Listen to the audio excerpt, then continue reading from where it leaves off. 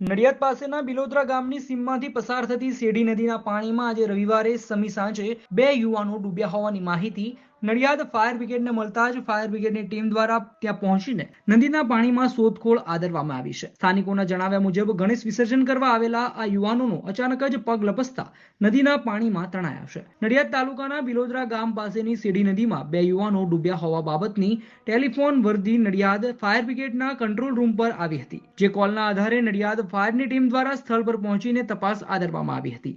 દરમિયાન હાજર લોકોએ જણાવેલ કે ગણેશ વિસર્જન કરવા માટે આવેલા બે યુવાનો નદીના પાણીમાં તણાયા છે, જે આધારે ફાયરની ટીમ દ્વારા તપાસ આદરવામાં આવી રહી છે। આ બંને યુવકો નડિયાદના એસટી નગર વિસ્તારના અને મંજીપુરા ગામના હોવાની માહિતી મળી છે।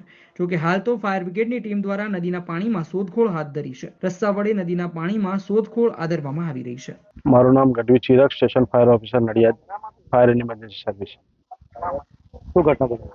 ઘટના નડિયાદના બિલોદરાની ગામની સીમમાં શેરડી નદી આવેલી છે।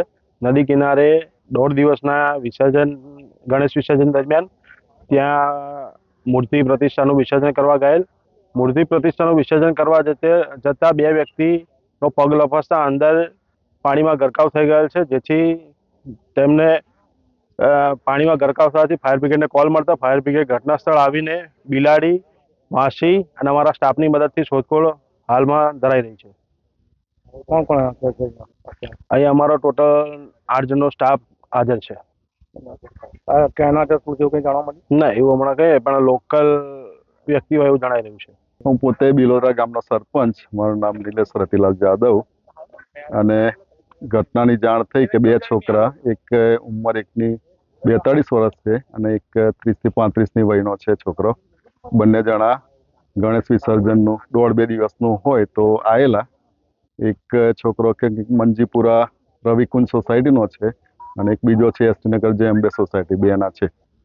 એ બંને લોકોનું અહીંયા પાણીમાં વિસર્જન કરતા એના ઘટના ઘટી અને બંને જણ ડૂબ્યા છે અને શોધખોળ પીઆઈ સાહેબ આવ્યા છે અને ફાયર બ્રિગેડ, એમ્બ્યુલન્સ એ બધા જ પ્રશાસન પોતે પૂરો સહકાર જાણ થતા સાથે જ આવી જ ગયા છે બધા જ, અને કાર્ય ચાલુ જ છે। આ કોણ હતા યુવકો, નામ કઈ મળ્યું?